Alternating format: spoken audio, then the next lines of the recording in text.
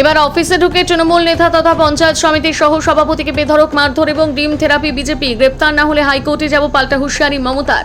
উল্লেখ্য 2026 একক সংখ্যা গরিষ্ঠতা নিয়ে রাজ্যে ক্ষমতায় এসেছে বিজেপি। সবেমাত্র এক মাস অতিক্রান্ত করেছে এই নতুন সরকার।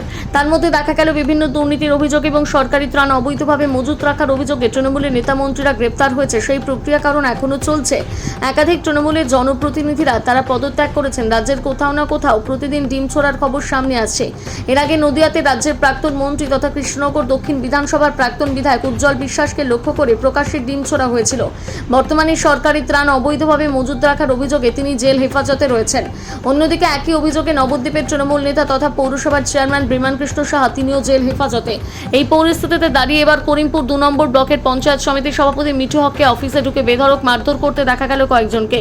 শুধু তাই নয়, তাকে লক্ষ্য করে ডিম ছোড়া হয়। অভিযোগ, মিঠু হক বহুদিন দুর্নীতির সঙ্গে যুক্ত, সেই কারণে তাকে লক্ষ্য করে ডিম ছোড়া হয়েছে। আর এই ঘটনা প্রকাশ্যে আসতেই পাল্টা হুঁশিয়ারি দিয়েছেন কৃষ্ণনগর লোকসভা কেন্দ্রের সাংসদ তথা তৃণমূলের উত্তর সাংগঠনিক জেলার সভাপতি মহুয়া মৈত্র। তিনি কি বলেছেন আপনাদের সামনে তুলে ধরছি।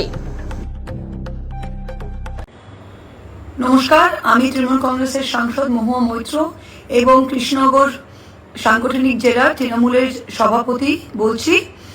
আজকে ভিডিও করিমপুর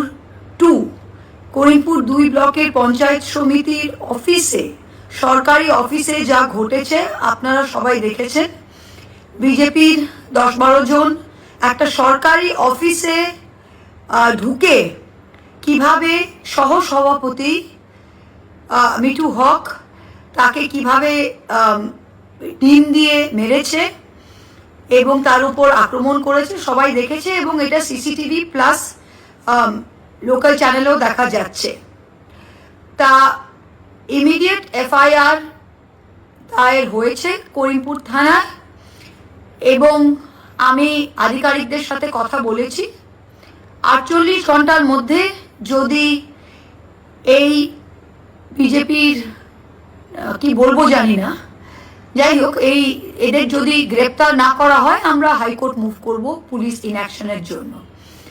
আর আমি সবাইকে বলছি, পঞ্চায়েত সমিতির মেম্বারদের, পঞ্চায়েত সমিতি যারা মেম্বার রয়েছে তারা প্লিজ এই ইনসিডেন্টের পরে কেউ ভয় পাবেন না। আপনারা সবাই যান এবং অফিস করুন। এটা complete breakdown of law and order. এটা সরকারি জায়গায় হয়েছে।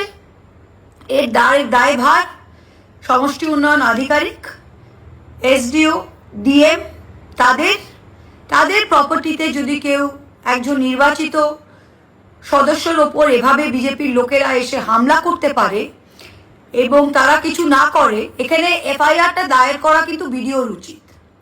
যাই হোক, দায়ের করেছে আমাদের সহসভাপতি। আর তারপরে যদি কোনো অ্যাকশন না হয় আমরা 48 ঘন্টার মধ্যে হাইকোর্ট মুভ করব।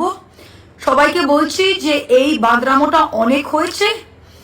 আর বিজেপি যদি ভাবে এটা একটা লিভ ইন লাইসেন্স হয়ে গেছে, যখন ইচ্ছে তাকে ধরে পচা ডিম মারবো বা ডিম মারবো, আমি তাদের জন্য একটা ছোট্ট উপদেশ দিচ্ছি যে এই ডিমগুলো না বাড়িতে রাখেন।